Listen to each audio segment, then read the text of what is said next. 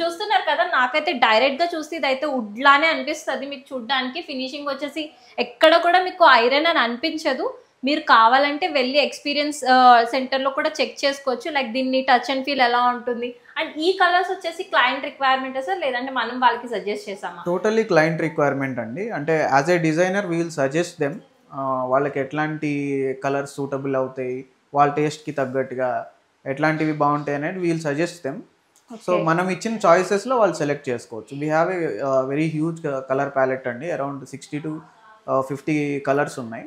So అందులో select చేసుకోవచ్చు. And ఇప్పుడు ఇంకొక డౌట్ వస్తుంది, ఎందుకంటే కిచెన్ ఏరియా వచ్చేసరికి ఉమెన్ ఎక్కువ యూజ్ చేసేది, మన అమ్మలు ఉంటారు కదా ఎక్కువ యూజ్ చేసేది. అండ్ మామూలుగానే తెలుసు వాళ్ళు వాటర్తో తెగ రుద్దేస్తుంటారు, దేన్నైనా తడిబట్ట పెట్టేయడం అనేది చాలా అలవాటు వాళ్ళకి.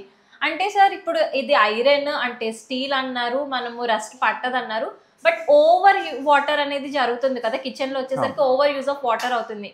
అండ్ అమ్మల గురించి ఆల్రెడీ తెలిసిందే, వాళ్ళైతే ఎప్పుడు రబ్ చేస్తూనే ఉంటారు.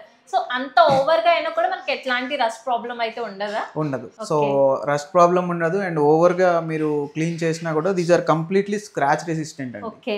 సో మీరు ఎక్కువ ఏదైనా పట్టుకొని గీకినా కూడా, లేదంటే రెగ్యులర్ యూసేజ్కి మెయింటెనెన్స్ ఫ్రీ ఉంటాయి. ఇప్పుడు అమ్మలో స్క్రబ్ తో రుద్దేసినా కూడా మనకి ఎట్లాంటి స్క్రాచ్ కూడా అవ్వదని.